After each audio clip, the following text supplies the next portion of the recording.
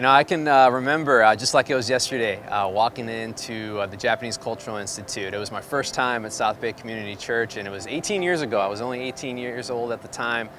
Pretty much it was just an open community center, just some hardwood floors and walls, and nothing was in there. And what I mean by that is that every weekend we'd have to pull this truck up, and everything we had we'd set up for service every Sunday. The carpets, the stage, the backdrops, the chairs. It would take a couple hours to get all that set up, but we would, and we transformed that place into a place of worship, a place where we could have church. And, you know, at the time we were 40, 50 people, but I could just tell, you know, there was just a sense of family there. A few years after that, Pastor Gary shared with us that we had obtained some property, and this was going to be something that was going to be incredible for us. Our church was going to grow. And I think as excited as each of us were, we were also kind of scared. We didn't know if we'd be able to fill this big sanctuary that was going from 50 people at a cultural institute to over 200 people in this new building. And I think our numbers began to grow to 500 people and 600 people.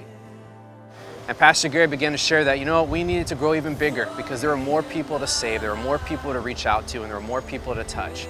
And so we began to look for more property. And it was at this time that we were informed that our lease wasn't going to be renewed and that in a few months we were going to have to move.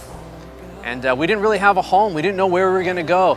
We just knew at the end of August we were going to be out and we had to find a new place to meet.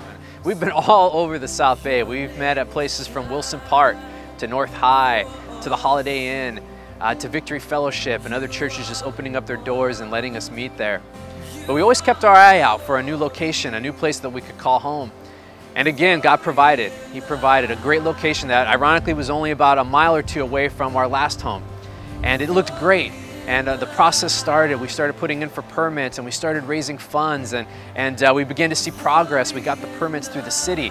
And we were all excited because, you know what, God was going to give us a new home. And again, it was going to be even bigger than anything we had ever had before. But there were struggles in that too. And it didn't all turn out well. There was a time where we received a letter from the owners, and Pastor Gary shared that with the church congregation, and just that, you know, financially it wasn't going to work out for us anymore. Reluctantly, Pastor Gary and the leaders of the church decided to walk away. They just didn't feel like this was in the best interest of the church. And so we closed that door. And we continued to look for new spaces, but nothing came along. But a few months later, Pastor Gary got a letter from the owner of the building. Amazingly, they had decided to amend a lot of the different terms in the contract, that we would be able to get a lot of the space that we needed and that the price would work out for us and the construction costs wouldn't be solely for us to pay for. And you know what? God's been opening doors for our church for the past 18 years. And that's just continuing right here. And we're excited to open up this door and see what God has in store for South Bay Community Church.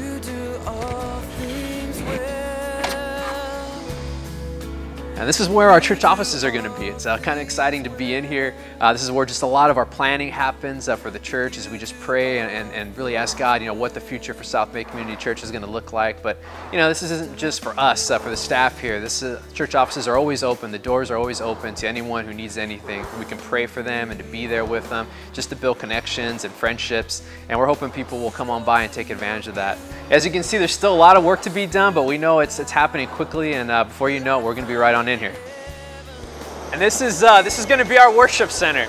This is kind of, I would say, the heart of our church. This is where our services are going to be happening every Saturday night and every Sunday morning. You know, kind of looking around at this place, I actually think the JCI, our first place we met, could probably fit just inside this worship center here.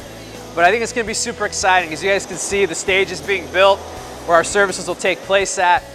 We have our lobby over there, and I think one thing we just kind of wanted to have an easy flow for people to come in. So if you have kids, you can drop them off at our Kids Crew Ministries or Infant Toddler Ministry. You can drop your kids off and come in here. And I think we're looking at having roughly 600 seats open for people to come in from the community and just be able to enjoy this building and everything it has to offer, and hopefully just connect with God in a way that they never have before.